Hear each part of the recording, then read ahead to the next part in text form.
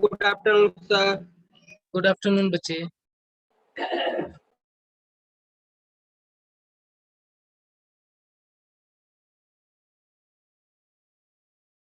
Sir आपकी तबीयत कैसी है? क्या हुआ? क्या बोल रहे हो बच्चे? सर आपकी तबीयत कैसी है? हाँ ठीक हूँ अभी। Good afternoon sir. Good afternoon बच्चे। Good afternoon. Good afternoon sir. Good afternoon. Sir good afternoon. Good afternoon sir. Good afternoon बच्चे। हमारे यहाँ तो बहुत जोर जोर पानी गिर रहा है। क्या हुआ? पानी गिर रहा है सर। क्या हो रहा है? पानी गिर रहा है सर। अच्छा बारिश हो रहा है। चलो ये तो बहुत ही अच्छी बात है। राजस्थान में तो भयानक गर्मी पड़ रही है।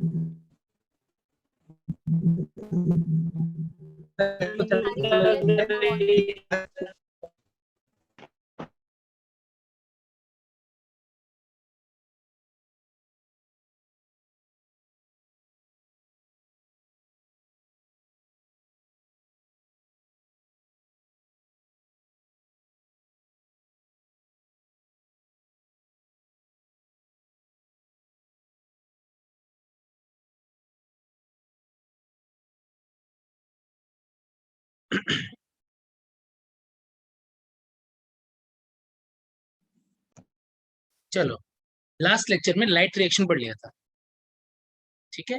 आज हमको लाइट रिएक्शन में भी कौन सा पार्ट पढ़ोगे आज? सर कुछ दिखाई नहीं दे रहा। क्या कुछ फोटोसिंथेसिस इन हायर प्लांट भी लिखा हुआ नहीं दिख रहा है क्या? दिख रहा है। दिखेगा ना? हाँ, अभी लिखेंगे तब दिखेगा, अभी सब काला कर दिया है। यस सर, ब्लैक बोर्ड है ये तो। हाँ ब्लैक बोर्ड कर दिया अभी। तो आज जो है वो हम सबसे पहले देखेंगे फोटोलाइसिस ऑफ वाटर, फिर उसके बाद केमियोस्मोटिक हाइपोथेसिस। सबसे पहला पॉइंट जो बताऊंगा वो है फोटोलाइसिस ऑफ वाटर।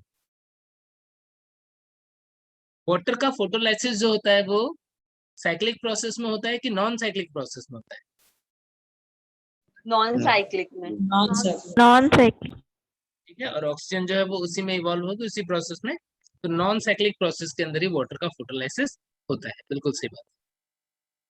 अब वाटर का फोटोलाइसिस होता है तो वाटर किस तरीके से ब्रेक होता है? जैसे मान लो 4H2O से एक रिएक्शन स्टार्ट कर दो, 4H2O। तो 4H2O ब्रेक होगा, कहां पर ब्रेक होगा? PS1 की PS2? PS2। PS2। और PS2 के भी स्ट्रोमल साइड पे कि ल्यूमेन वाली साइड पे? ल्यूमेन वाले ल्यूमेन वाली साइड, बिल्कुल सही। तो मान लो ये 4H2O जो है वो ब्रेक हुआ पहले 4H plus and 4OH minus, इसके अंदर ब्रेक होगा। फिर क्या होता है? फिर ये 4OH माइनस जो है ये फर्दर कन्वर्ट हो जाता है किसके अंदर? ये बन जाता है दो, तो वाटर ऐसे ही निकल जाता है as it is, plus 4 electron plus एक ऑक्सीजन। देखो बैलेंस है क्या? नेट रिएक्शन देखो, 4 OH माइनस है, इसका मतलब क्या होगा? 4 ऑक्सीजन होना चाहिए। देखो 2 H2O के पास ये रहा 2 ऑक्सीजन और 2 ऑक्सीजन ये रहा, बैलेंस है सर। बैलेंस्ड है ना। अब नेट रिएक्शन यदि मैं लिखता हूँ तो नेट रिएक्शन कैसे हो जाएगी? देखो यहाँ पे 4 H2O था, यहाँ पर 2 तो बन भी रहा है, यानी कितने H2O ब्रेक हुए यहाँ पर? Net 2 H2O break. आता है ना, ऐसे बैलेंस किया होगा तुमने अपने रिएक्शंस को कभी? Yes sir. 4OH माइनस यहाँ पर है, 4OH माइनस यहाँ पे तो कैंसिल हो गया, ठीक है ना। क्या बच गया? 4H प्लस बच गया, 4 इलेक्ट्रॉन बच गया और एक O2 बच गया। ये नेट रिएक्शन आ गई हमारी फोटोलाइसिस। और इस रिएक्शन को करवाया किसने है? किसने करवाया इसको? OEC। OEC। और OEC के अंदर जो आयन है जो इंपॉर्टेंट होते हैं इस प्रोसेस को करवाने के लिए, उसमें Mn+2 Ca+, क्लोरीन। Cl-, ठीक है। तो अब देखो क्या पता पड़ गया तुम्हें कि जब 2 वाटर ब्रेक होगा तो एक ऑक्सीजन बन जाएगी। नेट जब 2 वाटर ब्रेक होगा तो एक ऑक्सीजन बन जाएगी। देखो, एक ऑक्सीजन बनाने के लिए जितने क्वांटा की रिक्वायरमेंट होती है उसे क्या बोलते हैं? Quantum requirement. क्वांटम रिक्वायरमेंट क्या होता है? क्वांटम रिक्वायरमेंट एक ऑक्सीजन बनाने के लिए जितने क्वांटा चाहिए उस रिक्वायरमेंट को हम क्या बोलते हैं? Quantum requirement. कितना चाहिए? 8 फोटोन चाहिए। 8 फोटोन यदि रिएक्शन करवाता है तो एक ऑक्सीजन निकलती है, ये मान के चलिए, ठीक है ना। तो 8 फोटोन जो है उससे एक ऑक्सीजन निकलेगा, इसे हम क्वांटम रिक्वायरमेंट बोलेंगे, ठीक है। प्रोड्यूसेस 1 फोटोन, उसको हम क्वांटम रिक्वायरमेंट। समझ गए क्या? Yes sir. अब मैं एक क्वेश्चन पूछता हूँ कि बताओ, यदि 8 फोटोन पार्टिसिपेट कर रहे हैं नॉन साइक्लिक प्रोसेस के अंदर, यदि नॉन साइक्लिक प्रोसेस के अंदर 1 फोटोन पार्टिसिपेट कर रहे हैं तो कितने NADH2 बनेंगे? NADPH2 बनेंगे। क्वेश्चन है हाउ मेनी NADPHH प्लस, जिसको NADPH2 भी बोलते हो, is produced in non-cyclic process by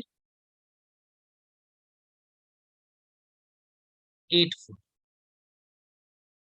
चलो बताओ। सर 2 कैसे निकाला? सर हाफ ऑक्सीजन से 1 बनता है तो 1 ऑक्सीजन से 2 बनेगा। हाफ ऑक्सीजन से 1 बनता है, ये कैसे पता था तुम्हें हाफ ऑक्सीजन से 1 बनता है? सर वो बुक का रिएक्शन देखे थे तो उसमें से याद था। बुक का रिएक्शन देखे थे, कल जब हमने पढ़ा था ना तब भी जो हमने रिएक्शन लिखा था तो उसमें भी तुमने ध्यान दिया होगा कि लास्टली H2O को ब्रेक किया, 2 इलेक्ट्रॉन निकाले, है ना, और हाफ ऑक्सीजन बन रहा था वहां पे, याद है? और 1 NADH2 बना हुआ, ठीक यस है। सर। या फिर सबसे सिंपल तरीका क्या है, ये जो H2O के ब्रेकडाउन से H प्लस बन रहा है या इलेक्ट्रॉन बन रहा है, यही तो NADH2 बनाने में काम आ रहा होगा। तो मैं पूछ रहा हूँ 8 फोटोन से, तो 8 फोटोन से ये रिएक्शन होती है जो तुम्हारे सामने दिख रही है तुमको, है ना। तो इसमें कितने प्रोटॉन बन रहे हैं? 4 प्रोटॉन बन रहा है और 4 इलेक्ट्रॉन बन रहा है कि नहीं? यानी कि 8 फोटोन से 4 H+ एंड 4 इलेक्ट्रॉन रिलीज होते हैं। तो NADH2 कितने बन रहे होंगे भाई? एक NADP से जब एक इलेक्ट्रॉन एक प्रोटॉन मिलता है तो ये बनता है क्या? NADPH+। फिर जब दूसरा इलेक्ट्रॉन और दूसरा प्रोटॉन मिलता है तो क्या बन जाता है? NADPH+। ये होती है रिएक्शन, यानी 2 इलेक्ट्रॉन 2 प्रोटॉन यदि होते तो एक NADPH2 बन जाता है। 4 इलेक्ट्रॉन 4 प्रोटॉन है तो कितने बन जाएंगे? 2 बन जाएंगे। 2 4H+ and 4 electron, 2 NADPHH+।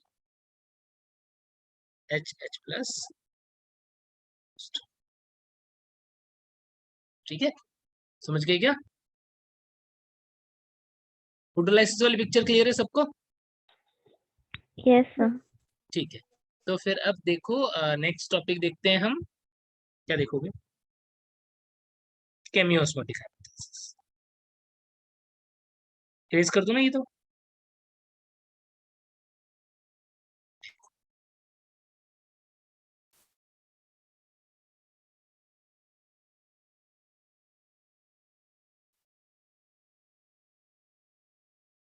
केमियोस्मोटिक hypothesis.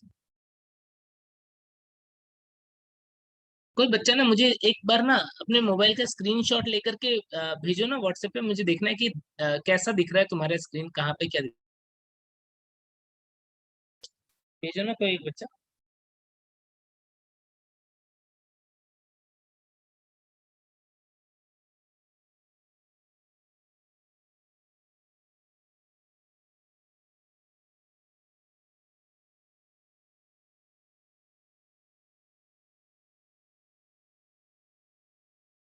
Okay ठीक है।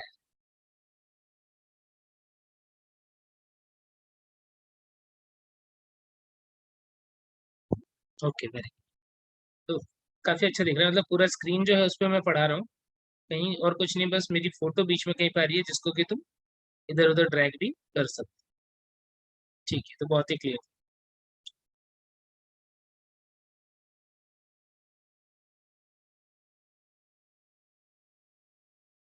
वेरी, चलो बहुत ही बढ़िया।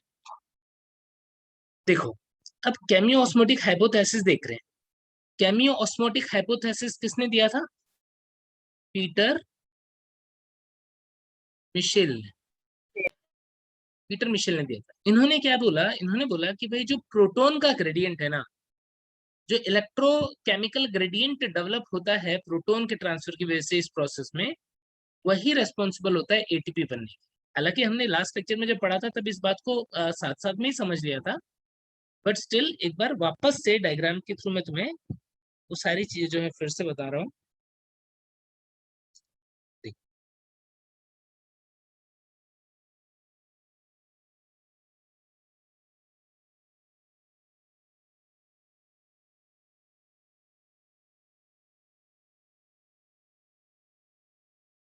ये थाइलेकॉइड की मेम्ब्रेन बनाया मैंने, और इस थाइलेकॉइड की मेम्ब्रेन के ऊपर लगे हुए फोटो सिस्टम।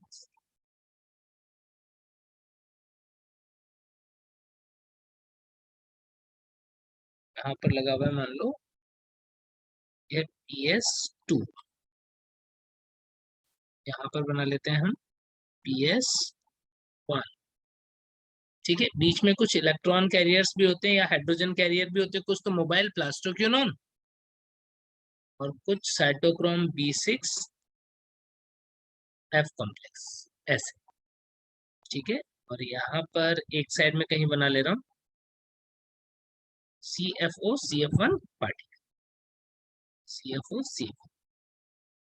अब देखो क्या होता है प्रोसेसिंग। देखो, सनलाइट आया किसके ऊपर? PS2 के ऊपर। PS2 ने इस लाइट एनर्जी को एब्जॉर्ब किया, और लाइट एनर्जी को एब्जॉर्ब करने के बाद इसने क्या किया? इसने एमिट कर दिया इलेक्ट्रॉन। कहां पर? मेम्ब्रेन के ऊपर। इस इलेक्ट्रॉन को प्लास्टोक्यूनोन जो है, प्लास्टोक्यूनोन PQ, प्लास्टोक्यूनोन जो है उसने पिक किया, PQS2 में कन्वर्ट हुआ, फिर इधर दिया साइटोक्रोम B6F को, और इसी प्रोसेस में इस प्लास्टोक्यूनोन ने क्या किया? 2 प्रोटॉन स्ट्रोमा से भेज दिया, कहां पर? ह्यूमन के अंदर। प्लास्टोक्यूनोन और साइटोक्रोम B6F की हेल्प से ये प्रोसेस चलती है। फिर इलेक्ट्रॉन पहुंच जाता है PS1 के पास में, और PS1 इस इलेक्ट्रॉन को अल्टीमेटली यूज कर लेता है क्या बनाने के लिए? Non cyclic process, NADPH NADP और H+। और H+ जो है वो इन्होंने 2 इलेक्ट्रॉन यूज किया और बना लिया NADPH+। ठीक है, इलेक्ट्रॉन खर्च हो गया। अब जब भी ये प्रोसेस चला तो उस प्रोसेस में अल्टीमेटली क्या हुआ? प्रोटॉन की कॉन्सेंट्रेशन, जो प्रोटॉन की कॉन्सेंट्रेशन क्या हुई? यहाँ पर डायरेक्शन क्या हो जाएगा?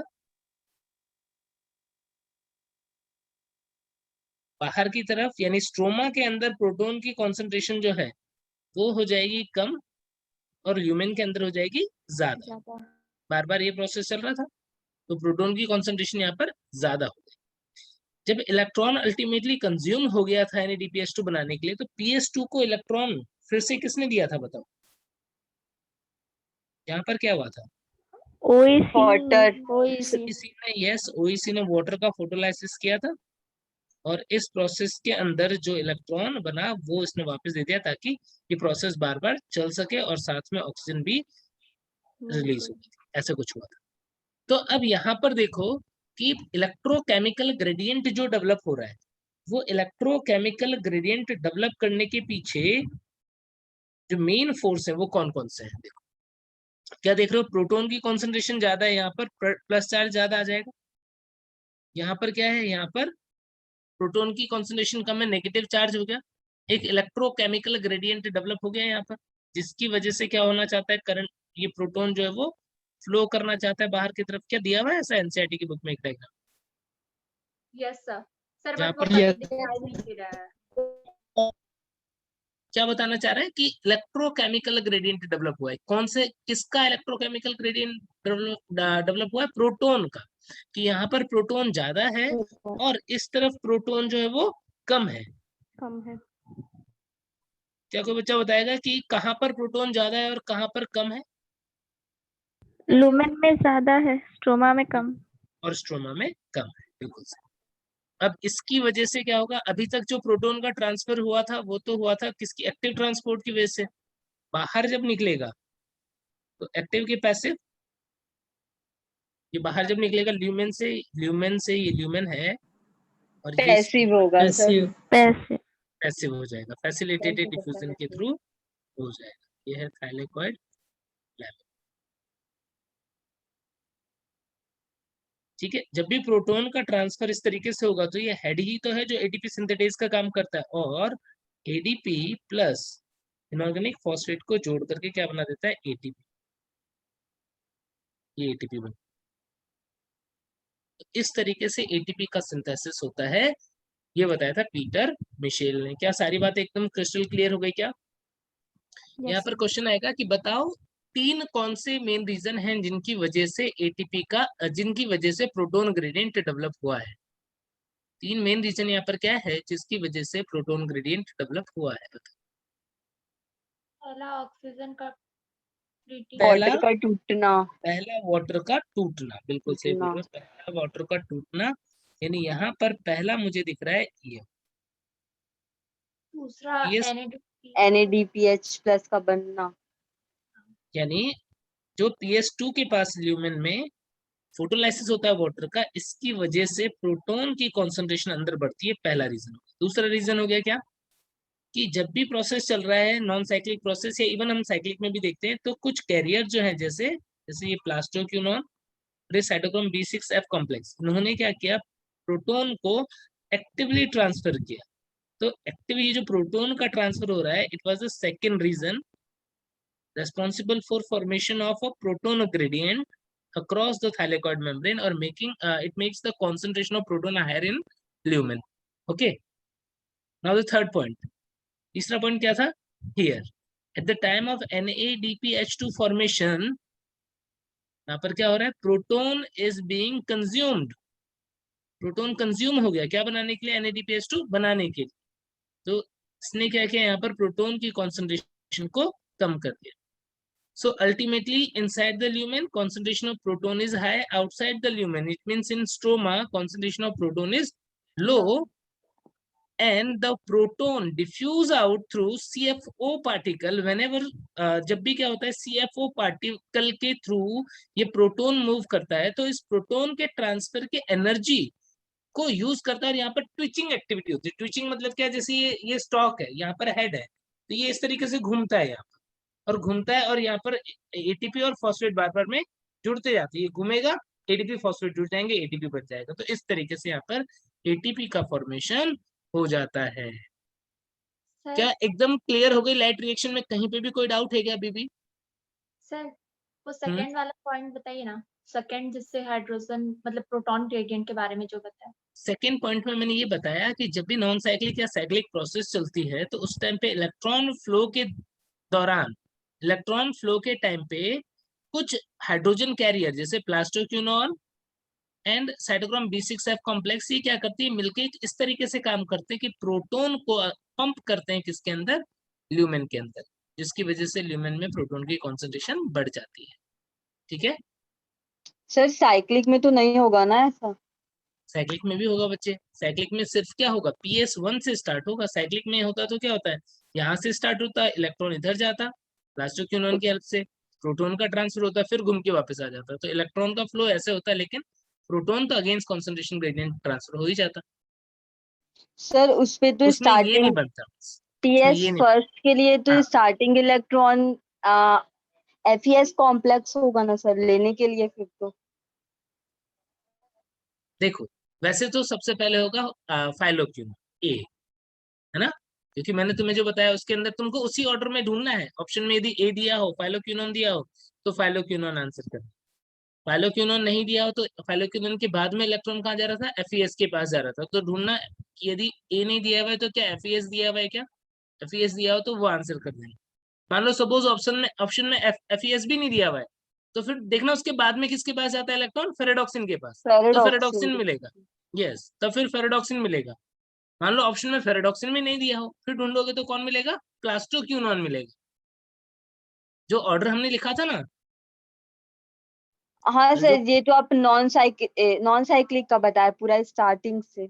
हाँ, नॉन साइक्लिक वाले में या इवन साइक्लिक वाले में भी यदि फोटो सिस्टम 1 की बात करोगे तो सेम ही होगा।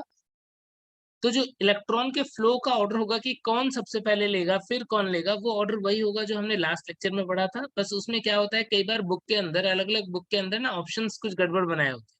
जैसे किसी ने सबसे पहले दे दिया एफईएस, किसी ने दे दिया फेरेडॉक्सिन, किसी ने दे दिया प्लास्टोक्विनोन। तो हमको तो करेक्ट ऑर्डर पता है कि ए, एफईएस, फिर फेरेडॉक्सिन, फिर प्लास्टोक्विनोन, ये ऑर्डर होगा साइक्लिक प्रोसेस में, है ना। और हमको उसके अकॉर्डिंग जो भी मिल जाएगा सबसे पहले वाला, वो आंसर कर देंगे। कहीं हाँ फंसोगे तो सर। पूछना, क्वेश्चन तो बता दो।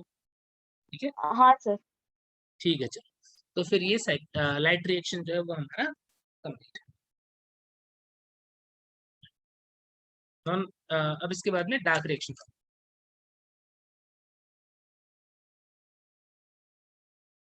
सर PQH2 अपने आप टूट जाता है 2H+ और 2 इलेक्ट्रॉन में। हाँ बच्चे, क्यों टूट जाता है, क्योंकि ना प्लास्टोक्विनोन जो है उसने जब 2 प्रोटॉन लिया और 2 इलेक्ट्रॉन लिया, तो इसने PQH2 बना लिया। अब यदि इस PQH2, अब इस PQH2 के पास में कोई ऐसा कैरियर है, तो ऐसा इलेक्ट्रॉन कैरियर है जिसका रेडॉक्स पोटेंशियल यदि हाई है, किसके कंपेयर में, इसके कंपेयर में, तो ये क्या करता है, ये खींचता है इलेक्ट्रॉन। मतलब ये इस क्या हो जाएगा, ये एक तरीके से यहाँ पर ऐसे एजेंट का काम करने लग जाएगा जो इलेक्ट्रॉन को दे सकता है, यानी रिड्यूस कर सकता है। तो ये रिड्यूसिंग एजेंट बन जाता है और ये ऑक्सीडाइजिंग एजेंट बन जाता है, इसीलिए इनके बीच में इलेक्ट्रॉन का ट्रांसफर हो जाता है। जैसे कोई भी केमिकल रिएक्शन होती है, इलेक्ट्रोकेमिस्ट्री वगैरह जो पढ़ते हो तुम, तो 2 कंपाउंड यदि पास पास में है, एक के इलेक्ट्रॉन लेने की पावर ज्यादा हो और एक के देने की पावर ज्यादा हो, तो देने वाला दे देगा, लेने वाला ले लेगा। बिल्कुल वही टाइप की रिएक्शन जो है इलेक्ट्रोकेमिस्ट्री यहाँ पर चलती है। समझ गए, ऊपर है तब नहीं किया इसने, क्यों, क्योंकि उस टाइम पे इसके पास में कोई ऐसा कंपोनेंट नहीं था। लेकिन जब PQH2 बन के नीचे आया, तब इसके पास में ये कंपोनेंट आ गया जिसका रेडॉक्स पोटेंशियल क्या था, हाई था, तो इसने क्या किया, इलेक्ट्रॉन ले लिया। समझे। ठीक है सर। चलो, अब इसके बाद में नेक्स्ट टॉपिक अब हम स्टार्ट कर लेते हैं, dark reaction.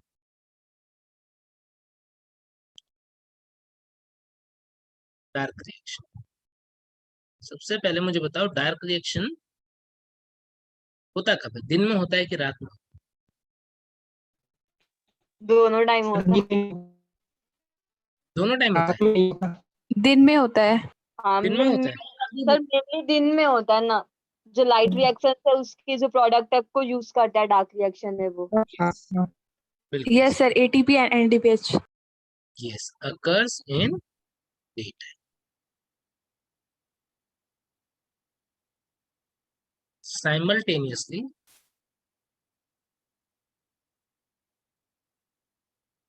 with light reaction. Light में नहीं होता है।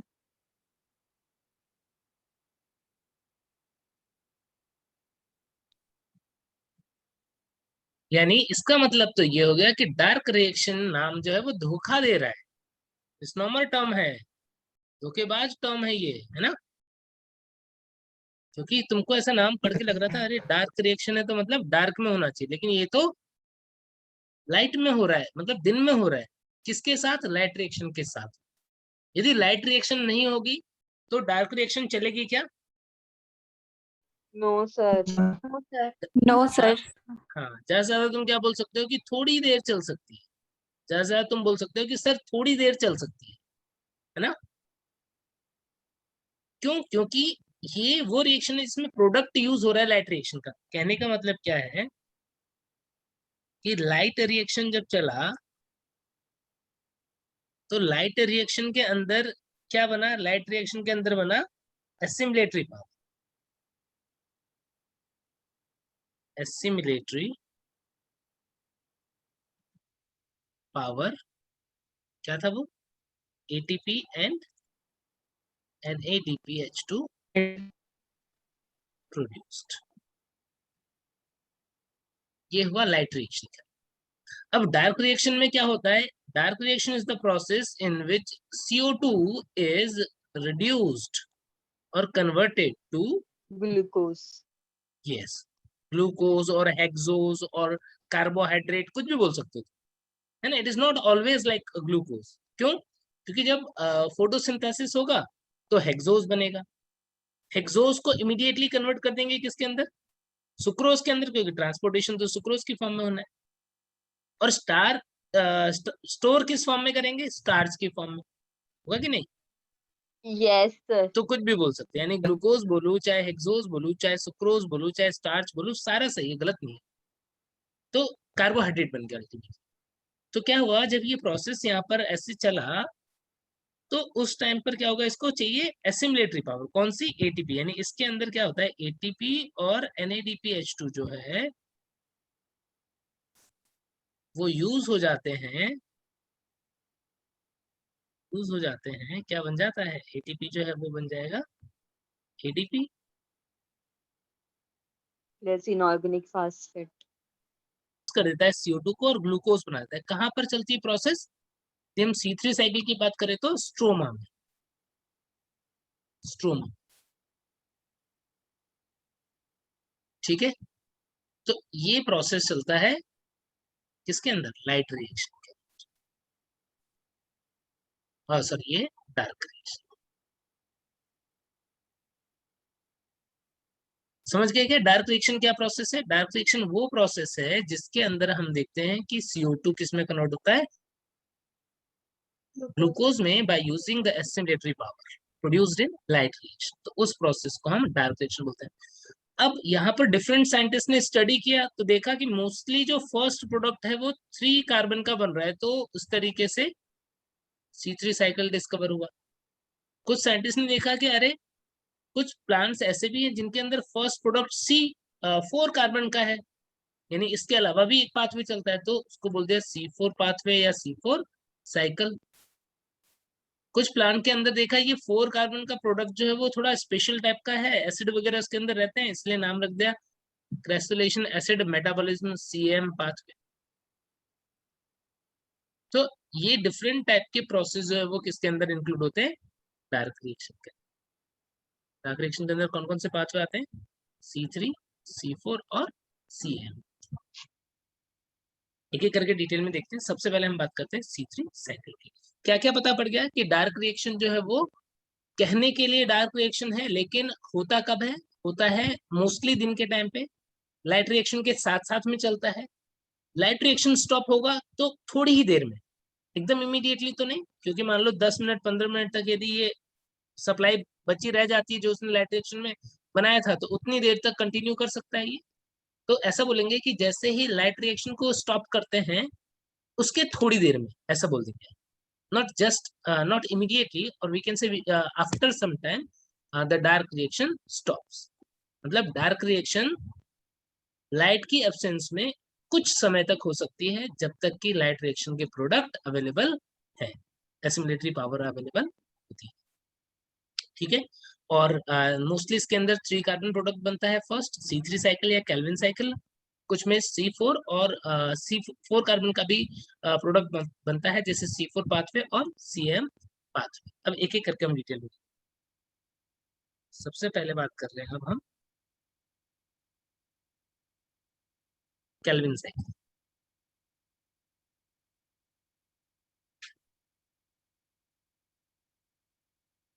केल्विन साइकिल और C3 साइकिल।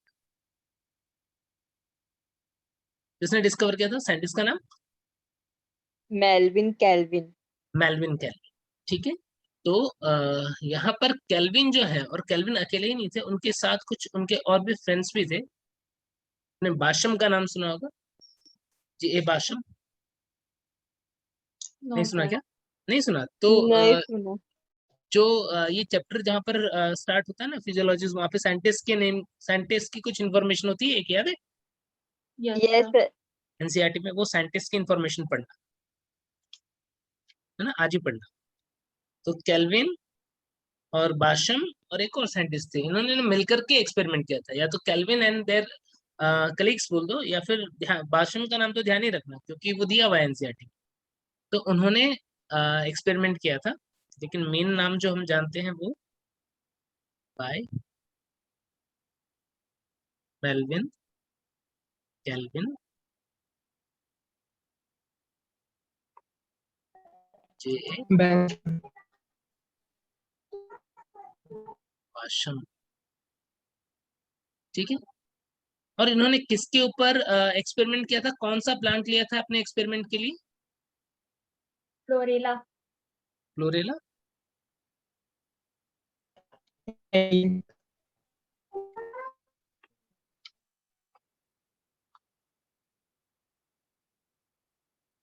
ठीक है।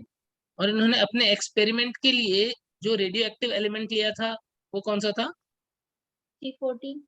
C14 in form of CO2। और ये जो रेडियो एक्टिव, ये C14 जो है वो रेडियो एक्टिव कार्बन है,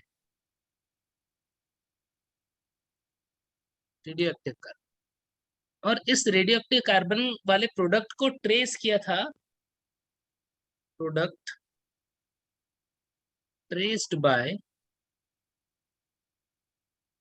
ऑटो रेडियोग्राफी।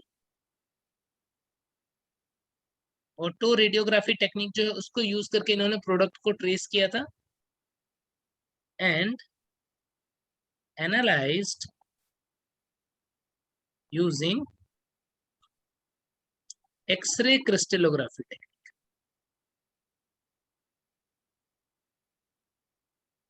यानी उन्होंने अपना एक्सपेरिमेंट जब किया तो उस पूरी साइकिल को पता लगाने के लिए क्या किया, इन्होंने एक एल्गी को चूज किया।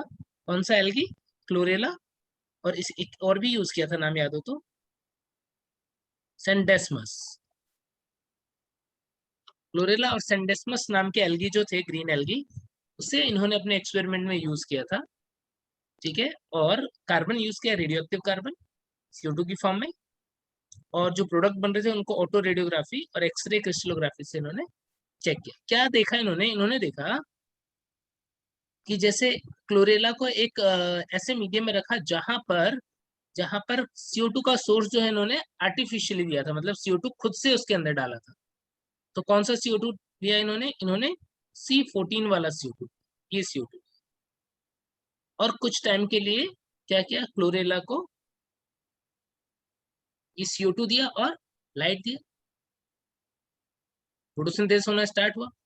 इन्होंने क्या देखा, इन्होंने देखा कि वहां पर सबसे पहले इन्हें 3 कार्बन प्रोडक्ट मिला, 3 कार्बन प्रोडक्ट मिला। यहीं से नाम क्या आ गया, C3 से। फिर उन्होंने क्या देखा, फिर उन्होंने देखा थोड़ी देर और रखा थोड़े और टाइम के लिए, फिर प्रोडक्ट को ऑब्जर्व किया। तो उन्होंने देखा कि यहाँ पर प्रोडक्ट जो है वो 6 कार्बन 4 कार्बन ऐसे मिल गए। तो टाइम के लिए और रखा, इन्होंने देखा अब की बार प्रोडक्ट जो मिल गया वो मिल गया इनको 7 कार्बन, और रखा तो 5 कार्बन, ठीक है। तो इस तरीके से इन्हें ना थोड़े थोड़े टाइम पे इन्होंने ऑब्जर्व किया, तो इन्होंने देखा कि अलग अलग नंबर ऑफ कार्बन के प्रोडक्ट्स जो है वो यहाँ पर बन रहे हैं। इसका मतलब कुछ रिएक्शन चल रही है जिसके अंदर क्या हो रहा है, जिसके अंदर ये CO2 रेडियो एक्टिव कार्बन जो है CO2 का, वो 3 कार्बन 6 कार्बन 7 कार्बन 5 कार्बन ऐसे प्रोडक्ट्स के अंदर या इंटरमीडिएट्स के अंदर कन्वर्ट हो रहा है। और उन्होंने जब उसकी सिस्टमेटिक स्टडी की तो C3 साइकिल जो है वो डिस्कवर हो गया, ठीक है। कैसे होता है, आखिर क्या होता है इस प्रोसेस के अंदर, थोड़ा सा डिटेल में देखो। इतनी बात समझ में आ गई? ये क्वेश्चन आएगा, ये पॉइंट जो लिखे ना चारों, यहाँ से डायरेक्टली क्वेश्चन आएगा। देखो अब C3 साइकिल की डिटेल,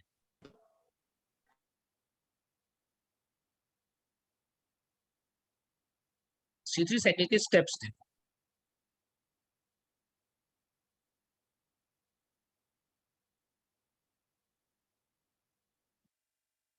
C3 साइकिल के अंदर मेनली कितने स्टेप्स? 3 स्टेप्स। कौन कौन से? Carboxylation, reduction, regeneration. Yes, very good. Carboxylation, दूसरा स्टेप है रिडक्शन, तीसरा स्टेप है रीजनरेशन।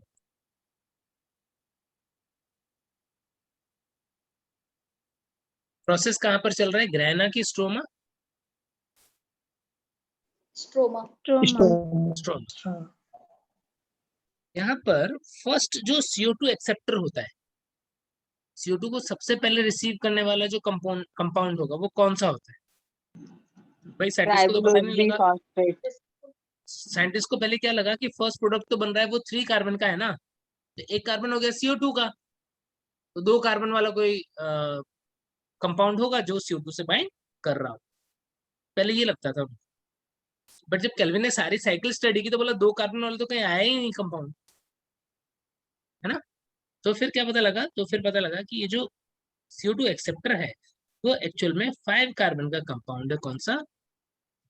राइबोलोज 1,5 is RUBP। क्वेश्चन आएगा which of the following is the 5 carbon compound that acts as CO2 acceptor.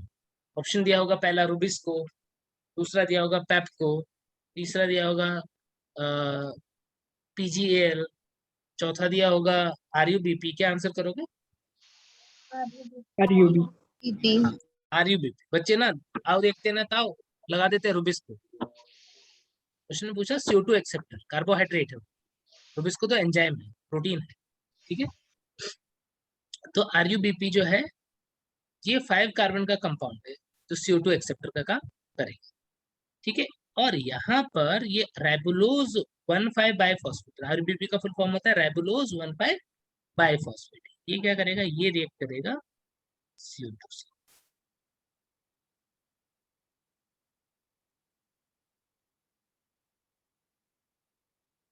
CO2 plus water की भी रिक्वायरमेंट होती है H2। अब देखो यहाँ पर फर्स्ट प्रोडक्ट जो बन रहा है वो बन रहा है 3 कार्बन का, 3 कार्बन का। 3 कार्बन का कंपाउंड बनता है 3PGA, 3 फॉस्फोग्लिसरिक एसिड। इसको हम क्या बोल रहे हैं? 3PGA, 3 phosphoglyceric acid. ये बन गया। अब देखो ये है 5 कार्बन, ये 1 और कार्बन आ गया, टोटल कितने कार्बन हुए? 6 हो गए। 6 हुए, लेकिन वो बीच में ब्रेक होकर के और 3 कार्बन के कंपाउंड बना रहा है, PGA बना रहा है, तो कितने बनाएगा? 2 2 बने। अच्छा मुझे एक बात बताओ, यदि हम चाहते हैं कि एक ग्लूकोज बने तो कितने CO2 चाहिए? 6 6 चाहिए। तो यहाँ पे 6 CO2 लिख दूं, तो फिर RUBP भी मुझे 6 लिखना पड़ेगा। Yes sir. तो ये PGA कितने बन जाएंगे? 6 दूनी 12। 12। सही बनाया क्या? ठीक है ना। तो इस तरीके से बैलेंस करते हैं रिएक्शन को हम। और ये फर्स्ट स्टेप जो है, इस स्टेप के अंदर जो एंजाइम काम करेगा वो एंजाइम ऐसा एंजाइम है जो इस दुनिया में सबसे ज्यादा मिलता है। Most abundant enzyme on earth और most abundant protein on earth, RuBisCO. Yes, ये जो स्टेप है, इसी स्टेप को यहाँ पर रुबिस्को एंजाइम काम कर रहे हैं। बहुत इंपॉर्टेंट एंजाइम है, ध्यान रखना उसका एंजाइम। और ये जो है ये सबसे इंपॉर्टेंट या मोस्ट क्रूशियल स्टेप जो है वो इस प्रोसेस के अंदर होगा। और क्या है इस स्टेप का नाम जो अभी हमने देखा? कार्बोलाइजेशन। कार्बोक्सिलेशन। कार्बोक्सिलिक है ना, कार्बोक्सिलेशन। ठीक है, ऐसा होता है फर्स्ट स्टेप। क्या फर्स्ट स्टेप क्लियर हो गया सब बच्चों को?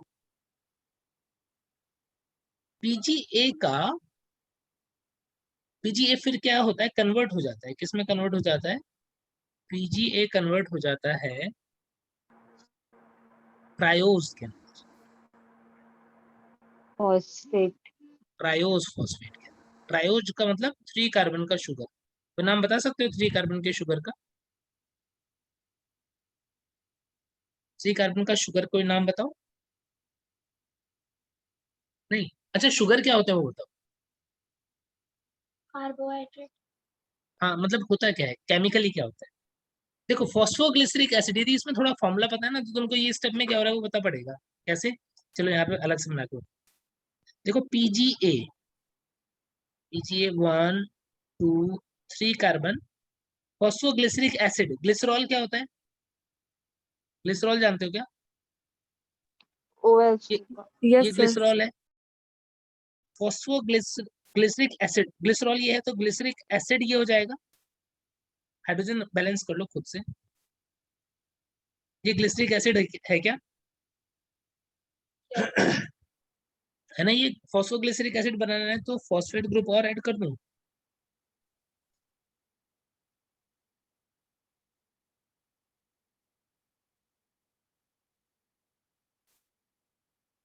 ये 3 फॉस्फोग्लिसरिक एसिड का फॉर्मूला लिखा मैंने। मुश्किल था क्या?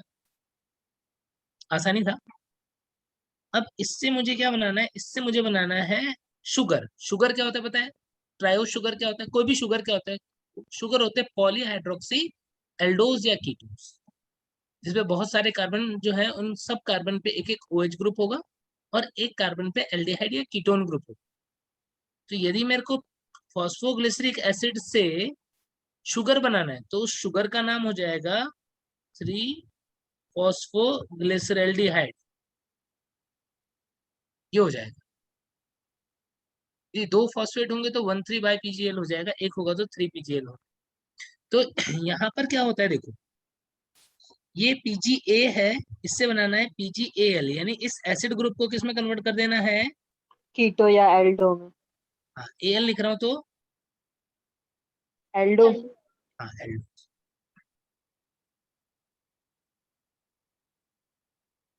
फॉस्फेट है तो वो लिखते हैं मैंने। तो यदि कोई एसिड जो है 3 कार्बन का एसिड है 3 कार्बन के एल्डिहाइड में कन्वर्ट हुआ तो चेंजेस क्या हुए बताओ? एक ऑक्सीजन कम हो गया, एक ऑक्सीजन कम हो गया। ऑक्सीजन का कम होना मतलब क्या हो रहा है यहाँ पर? ऑप्शन। रिडक्शन। Reduction. रिडक्शन हो रहा है। यही तो है सेकंड स्टेप। सेकंड स्टेप का नाम क्या है? सेकंड स्टेप का नाम रिडक्शन ही तो है।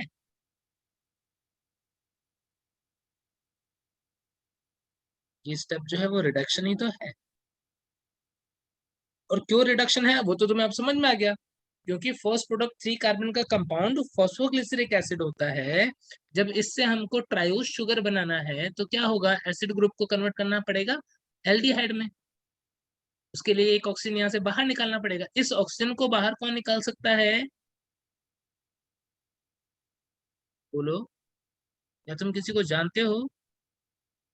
यदि यहाँ पर NADPH2 आता, ये H2 इस ऑक्सीजन को लेकर के भाग जाता, NADP बन जाता खुद और H2O की फॉर्म में ऑक्सीजन बाहर हो जाता कि नहीं? Yes, sir. NADPH2 क्या कर रहा है? NADPH2 क्या कर रहा है? रिडक्शन करने का काम कर रहा है, रिड्यूसिंग एजेंट का काम कर रहा है। यानी इस प्रोसेस में क्या होता है? इस प्रोसेस में कंज्यूम होती है एसिमिलेटरी पावर, यानी ATP और NADPH2। ये खर्च होता है इस रिडक्शन करवाने में। ये एक्चुअल में 3 स्टेप में होने वाली रिएक्शन है, हम एक साथ लिख रहे हैं ना एनसीईआरटी के अकॉर्डिंग, तो इसीलिए मेरे को ना एक ही बार में शो करना पड़ रहा है। ये डिफरेंट स्टेप्स में होता है। यहाँ पर 12 ATP और 12 NADPH2 खर्च हो जाता है और PGA जो है वो इसमें कन्वर्ट हो जाता है ट्रायोस फॉस्फेट PGAL और DHAP के अंदर कन्वर्ट हो जाता है। क्या सेकंड स्टेप समझ में आ गया क्या? Yes, समझ में sir. आया क्या? सब बच्चों को समझ में आया क्या? ठीक है, सर वहां पे को मत मिटा लो ना। इसको नहीं मिटाऊं? हाँ अब तो मिटा दिया मैंने। हाँ, मतलब उसके बाद का मत मिटा लो, वहां तक की हो गया था। ठीक है, ठीक है। हाँ मिटा लो, हो गया।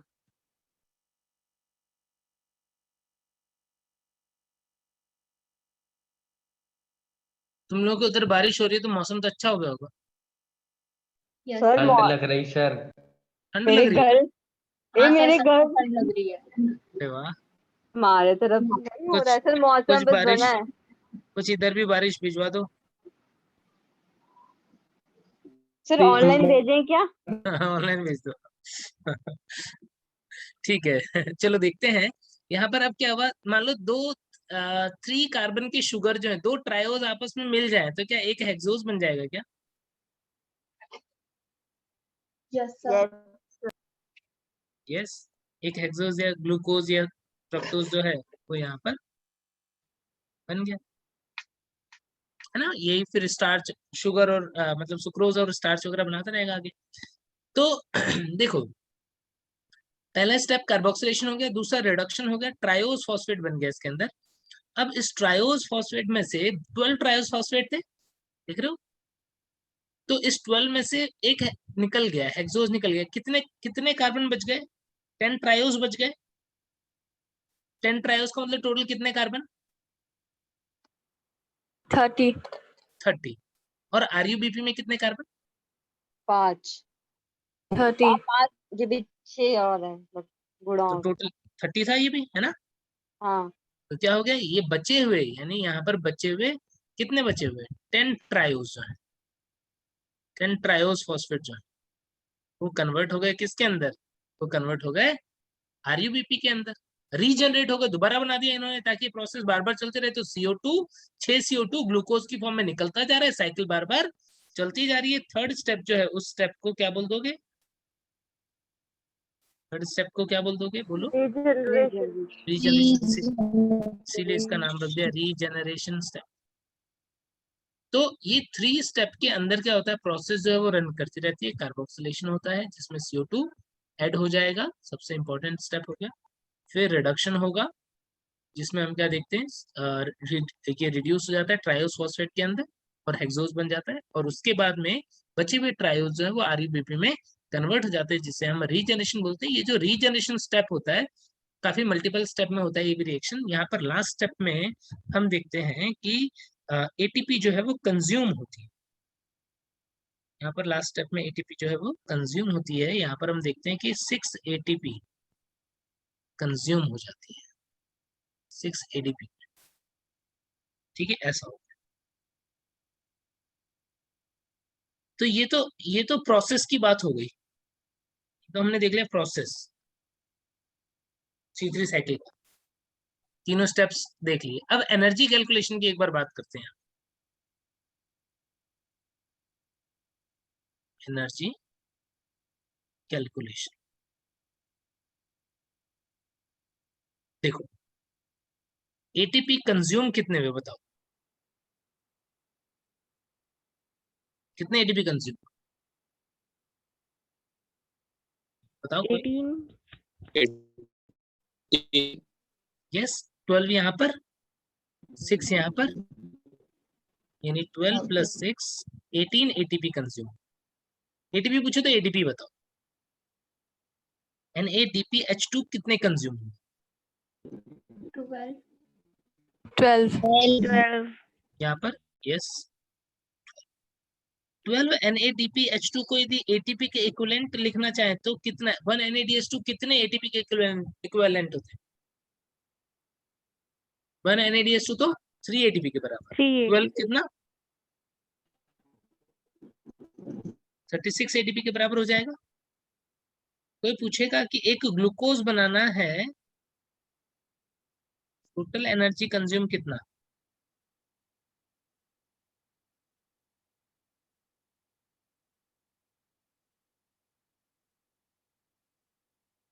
एक ग्लूकोज फॉर्मेशन के लिए या फिर 6 CO2 को फिक्स करने के लिए, देखो या तो 6 CO2 को फिक्स करने के लिए बोले, चाहे एक ग्लूकोज को बनाने के लिए बोले, कितना एनर्जी कंज्यूम हुआ टोटल?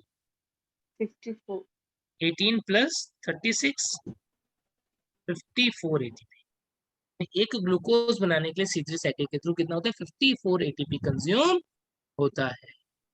अब कोई भी ग्रीन प्लांट हो, चाहे C3 हो, चाहे C4 हो, चाहे CAM हो, कोई भी ग्रीन प्लांट हो जो फोटोसिंथेसिस कर रहा है, फूड बना रहा है तो क्या उसके अंदर कैल्विन साइकिल C3 साइकिल चलता है कि नहीं चलता है?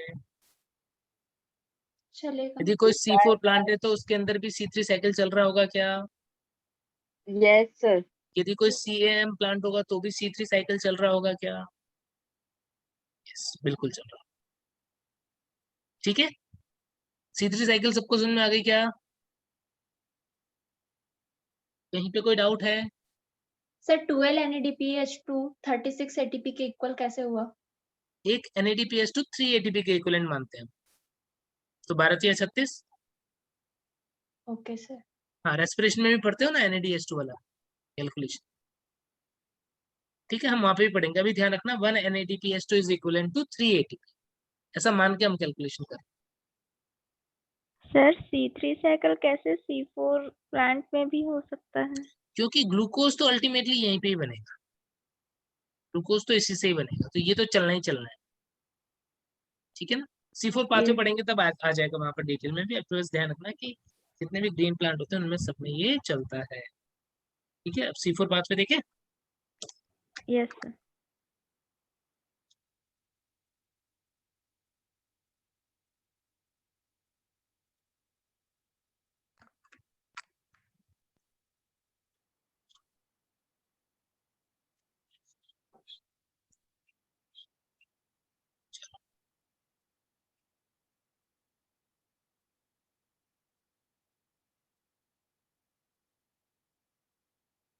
C4 पाथवे,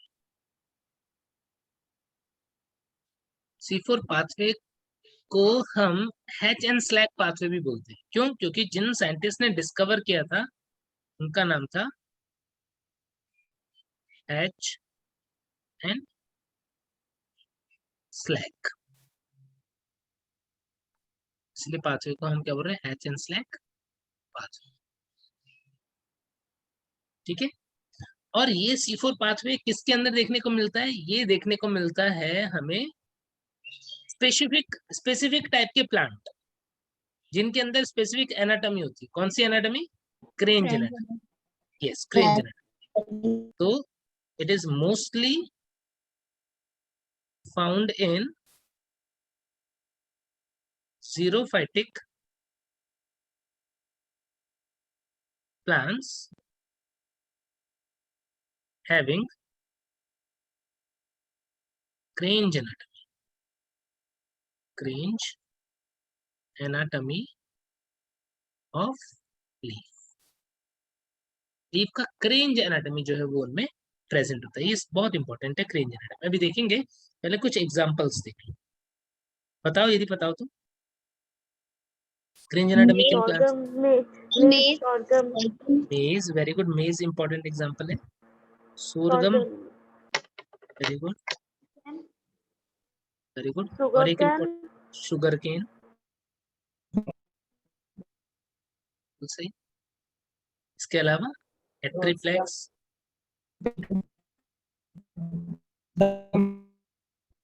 ठीक है, चिनोपोडियम,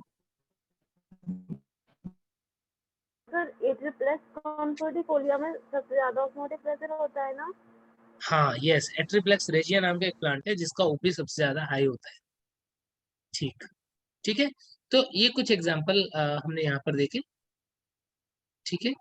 C4 पाथवे इनके अंदर प्रेजेंट होता है। जीरोफाइटिक टाइप के प्लांट है, इनके पास स्पेसिफिक एडेप्टेशन है वाटर को कंजर्व करने की। और क्या होता है ये? Hello sir. More efficient in photosynthesis, photosynthetically more efficient है, and more efficient in water conservation, पानी भी बचा के रखते हैं। कोई पूछेगा कि आखिर पानी बचाने के लिए इसके अंदर क्या मैकेनिज्म है, वाटर कंजर्वेशन जो है वो कर पा रहे हैं, आखिर क्या मैकेनिज्म है? Thick cuticle. उसके अलावा स्पेसिफिक यदि मैं बात करूं तो keep stomata partially closed to prevent transpiration. इनके स्टोमेटा जो है ना वो पूरी तरीके से खुलते ही नहीं है, थोड़े थोड़े ही खुलते हैं या पार्शली क्लोज रहते हैं, तो इसीलिए ट्रांसपिरेशन कम होता है। तो ये एक स्पेसिफिक पॉइंट है जो ट्रांसपिरेशन के रिलेटेड है यहाँ पर, कि why C4 plants are more efficient in water conservation और शो लेस ट्रांसपिरेशन। तो तुमको ये पॉइंट एक ध्यान रखना है, जो अलग से मैंने यहाँ पे लिख दिया है। इसलिए फोटोसिंथेसिस में कैसे एफिशिएंट है, क्या करते हैं, वो तो हम डिटेल में देखेंगे। तो सबसे पहले समझना पड़ेगा क्रेंज एनाटॉमी। सबसे पहले देखते हैं कि स्पेसिफिक एनाटॉमी की जो हम बात कर रहे हैं कि इनके अंदर क्या होता है, क्रेंज एनाटॉमी होता है। तो ये क्रेंज एनाटॉमी है क्या?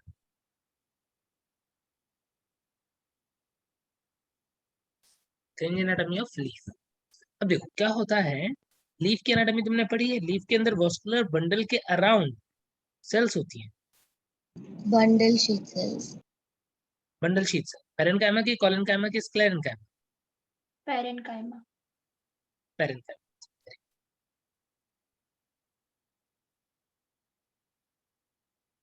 अब यहाँ पर खास बात क्या है, यहाँ पर खास बात है ये जो बंडल शीट सेल्स होती हैं बड़े साइज की होंगी, थिक वॉल्ड होंगी,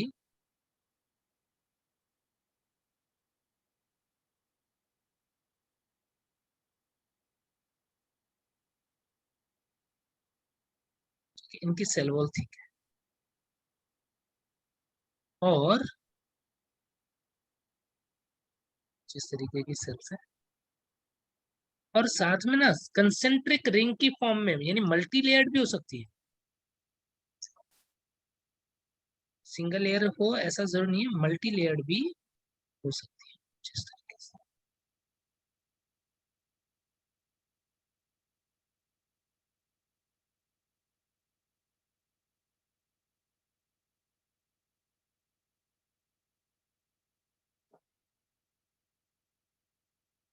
ठीक है, और इन सेल्स के पास है क्लोरोप्लास्ट। ये हो गई सबसे कमाल की बात। तो क्या सबसे कमाल की बात हो गई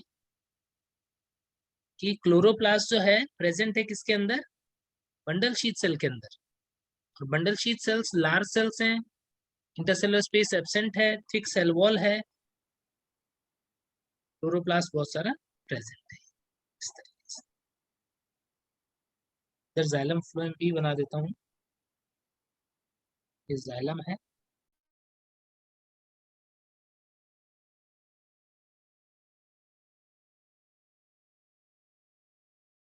फ्लोएम है, ठीक है। और ये तो बंडल शीट बनाया, क्रेंज एनाटॉमी में क्या पता पड़ रहा है कि बंडल शीट्स जो है वो प्रेजेंट होते हैं। Bundle sheath cell concentric ring की फॉर्म में बड़े बड़े सेल्स होते हैं, उसके अंदर बहुत सारे क्लोरोप्लास्ट प्रेजेंट होते हैं, और इसके अराउंड होते हैं मीजोफिल सेल। और कमाल की बात यह है कि मीजोफिल सेल भी इसके चारों तरफ रिंग की फॉर्म में ही प्रेजेंट होते हैं। इसके चारों तरफ मीजोफिल जो है वो भी कैसे प्रेजेंट है, रिंग की। तो ये तो कैसा अरेंजमेंट हो गया, जैसे बहुत सारे रिंग्स हो। इस रैथ लाइक अरेंजमेंट को ही, ये तो एनसीईआरटी की बुक पढ़ते हो तो वहां पे टर्म यूज किया हुआ है रैथ लाइक अरेंजमेंट। ये जो रैथ लाइक अरेंजमेंट है सेल्स का, इसी एनाटॉमी को हम क्या बोल देते हैं, क्रेंज एनाटॉमी बोल देते हैं। क्या पता लगा, कुछ पता लगा क्या, नहीं पता लगा क्या कुछ भी? पता चल गया सर। पता चल गया। ये है मीजोफिल। मीजोफिल जो है वो बंडल शीट सेल्स के अराउंड रिंग की फॉर्म में है, बंडल शीट कंसेंट्रिक रिंग की फॉर्म में है। इसीलिए इसको हम क्या बोल रहे हैं, इसीलिए हम इसको बोल रहे हैं कि यहाँ पर हमें रैथ लाइक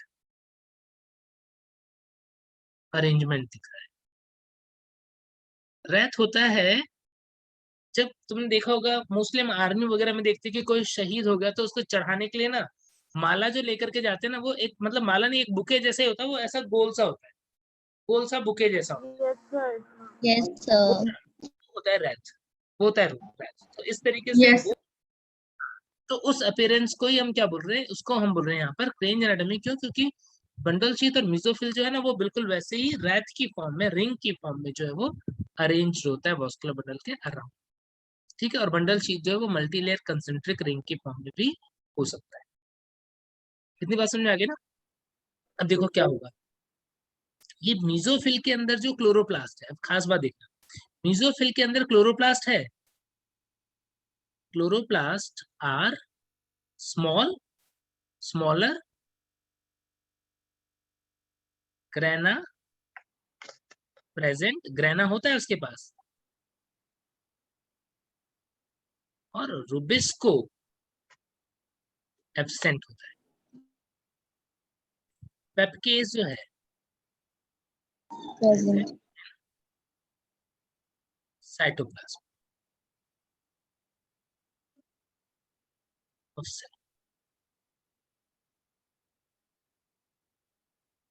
ठीक है, तो यहाँ पर जो क्लोरोप्लास्ट होता है वो रिलेटिवली छोटा होगा, ग्रेना प्रेजेंट है, लाइट रिएक्शन होगी कि नहीं? बोलो, मीजोफिल में लाइट होगी। होगी, डार्क रिएक्शन होगी कि नहीं होगी मीजोफिल में? मीजोफिल में डार्क रिएक्शन होगा कि नहीं? No sir. तो इसको ही नहीं है, देखो ना, केल्विन साइकिल, डार्क रिएक्शन का मतलब मेरा यहाँ पर केल्विन साइकिल से, केल्विन साइकिल होगा कि नहीं? No, sir. No sir.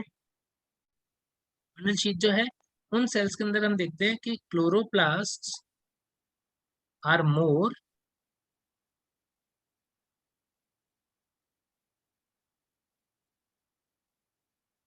Larger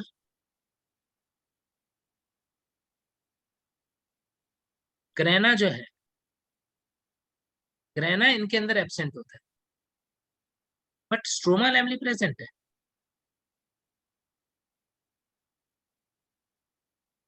तो ऑक्सीजन कौन से सेल में बनेगा, कौन से सेल में नहीं बनेगा? मीजोफिल और बंडल शीट में किस में ऑक्सीजन मिलेगा, ऑक्सीजन बनेगा, किस में ऑक्सीजन नहीं बनेगा? मीजोफिल में ऑक्सीजन बनेगा। मीजोफिल में ऑक्सीजन बनेगा।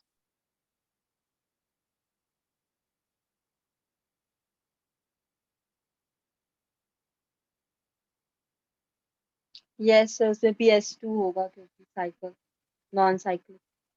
Very good. और एटीपी किस में बनेगा, मीजोफिल में कि बंडल शीट में कि दोनों में? ATP तो दोनों में ही बनेगा सर। NADPH2 कहाँ बनेगा? Bundle shape में. Bundle shape. NADPH2 सर वो वाले में जिसमें PS2 नॉन साइक्लिक चलता है, वो वाले मीजोफिल में। मीजोफिल में, स्ट्रोमा लैमली पे तो PS2 होता ही नहीं ना। हाँ सर, वो तो साइक्लिक चलेगा तो बनेगा ही नहीं वो तो। T3 साइकिल चलेगा कि नहीं चलेगा?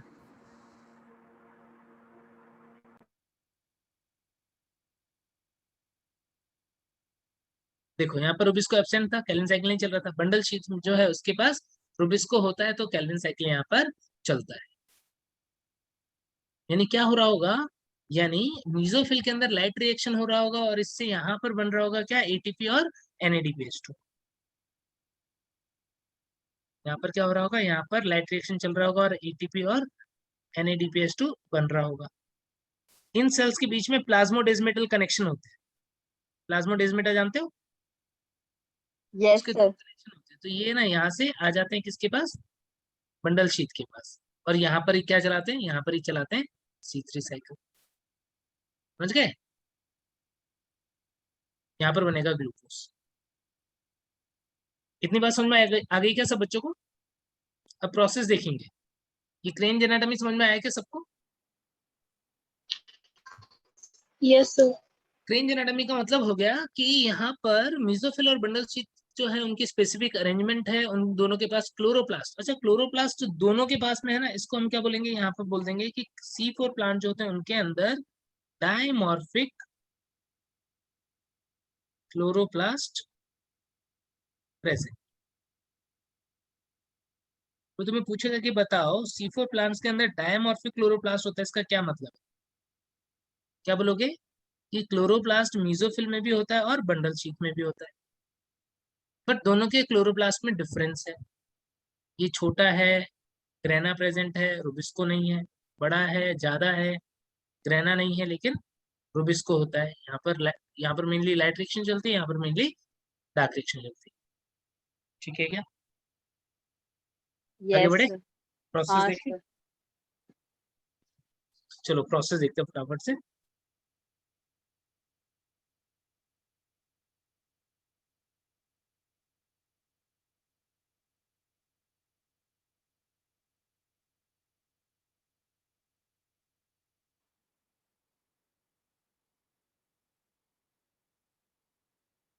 देखो, दो सेल की बात कर रहे थे, एक सेल की बात कर रहे थे हम मीसोफिल।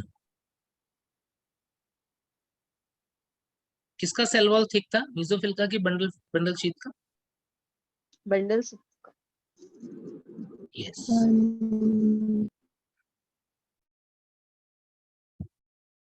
शीट। मीसोफिल और बंडल शीट के बीच में जो कनेक्शन है, क्या नाम बोला अभी मैंने? प्लाज्मिड प्लाज्मोडेस्माटा कनेक्शन है इस तरीके से, ये कनेक्शन प्लाज्मोडेस्माटा है। ठीक है, अब देखो क्या होता है, रिएक्शंस देखते हैं। अब C4 पाथवे के अंदर जो फर्स्ट CO2 एक्सेप्टर होता है वो होता है PEP, phosphoenol pyruvate. Pyruvate. Yes, pyruvic acid जो है ना, उससे याद करो, ये पीपी तुमने पढ़ा है जब रेस्पिरेशन पढ़ते हो ना, तो रेस्पिरेशन में ग्लाइकोलाइसिस का जो लास्ट स्टेप होता है उसमें फॉस्फेनॉल पायरुवेट उसमें कन्वर्ट होता है पायरुविक एसिड। तो ये फॉस्फेनॉल पायरुवेट वही है, 3 कार्बन का कंपाउंड। ठीक है, यदि मैं एक ग्लूकोज के अकॉर्डिंग सारा प्रोसेस लेके चलता हूँ तो अभी से क्या करता हूँ, 6 मॉलिक्यूल्स ले लेता हूँ फॉस्फेनॉल पायरुवेट के। अब ये फॉस्फेनॉल पायरुवेट कैसे रिएक्शन करता है, मीसोफिल के पास आया CO2, अंदर क्या करता है, CO2 और H2O आपस में रिएक्ट करेगा, पहले क्या बन जाएगा, 6 मॉलिक्यूल्स ऑफ H2CO3, बाइकार्बोनेट बन जाएगा, H प्लस रिलीज हो जाता है और 6HCO3 माइनस, ये 6H3O माइनस, ये यहाँ पर आकर रिएक्ट करेगा और एंजाइम जो इसे हेल्प कर रहा है वो कौन, पेप कार्बोक्सिलेज। पेपकेज। पेपकेज, यस, या तो पेप कार्बोक्सिलेज बोल दो या पेपकेज बोल दो, बिल्कुल सही है, दोनों में से कुछ भी बोल सकते हो, पेपकेज लिख। तो इस तरीके से क्या हुआ, इस तरीके से ये 6CO2 जो है वो फॉस्फेनॉल पायरुवेट से जुड़ गए, क्या बन जाएगा, फर्स्ट प्रोडक्ट जो बन जाएगा वो बन जाएगा यहाँ पर ऑक्सैलोएसिटिक एसिड। ऑक्जेलोएस्टिक एसिड। कितने कार्बन का है, 4 ऑक्जेलोएस्टिक एसिड कार्बन। 4 कार्बन का है, इसीलिए इस पाथवे को C4 पाथवे बोलते हैं। क्या पहला स्टेप सबको समझ में आ गया? ऑक्जेलोएसिटिक एसिड जो है मोर स्टेबल फॉर्म में कन्वर्ट हो जाता है जिसका नाम है मैलिक एसिड। ऑक्जेलोएसिटिक एसिड किसमें कन्वर्ट हो जाता है, मैलिक एसिड। कैसे कन्वर्ट हो जाता है, इस प्रोसेस के अंदर जब ये ऑक्जेलोएसिटिक एसिड मैलिक एसिड में कन्वर्ट हो रहा होगा तो उस टाइम पे NADPH2 जो है वो कंज्यूम हो जाएगा,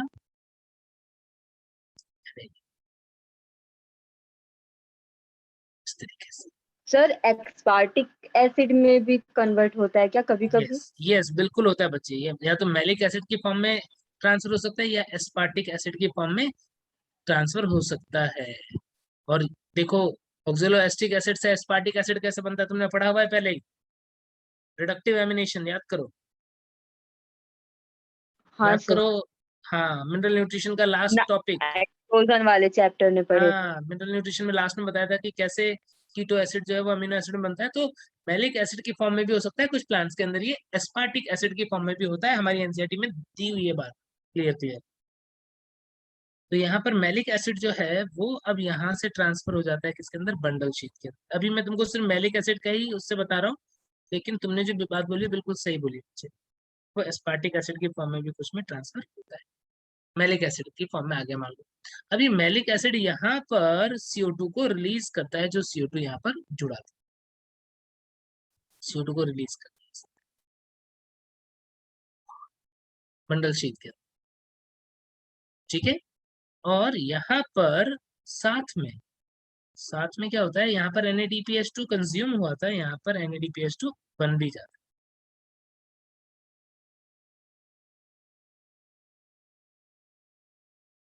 तो इस तरीके से 6CO2 रिलीज कर दिया इसने जो वहां से लेके आया था, और खुद कन्वर्ट हो गया किसके अंदर, खुद कन्वर्ट हो गया पायरुविक एसिड के अंदर, माँ पा में कन्वर्ट,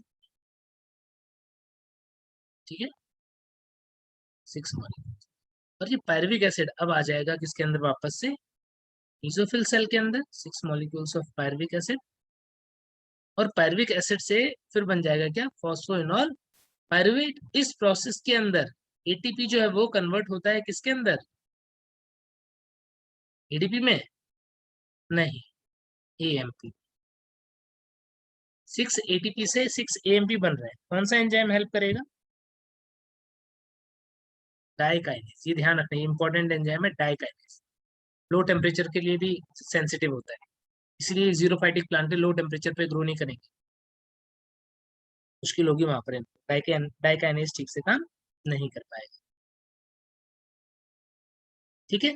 तो अल्टीमेटली क्या हुआ, यहाँ पर 6 एटीपी जो है वो 6 एएमपी में कन्वर्ट हो गया। जहां पर भी NADH2 बन रहा है वहां पर डिहाइड्रोजनेज है। अब देखो ये CO2 जो यहाँ पर बंडल शीट में निकला, ये CO2 कहीं पे यूज हो सकता है क्या, क्या इसके पास रुबिस्को है जो इसको फिक्स कर पाए, नो ठीक है, सर।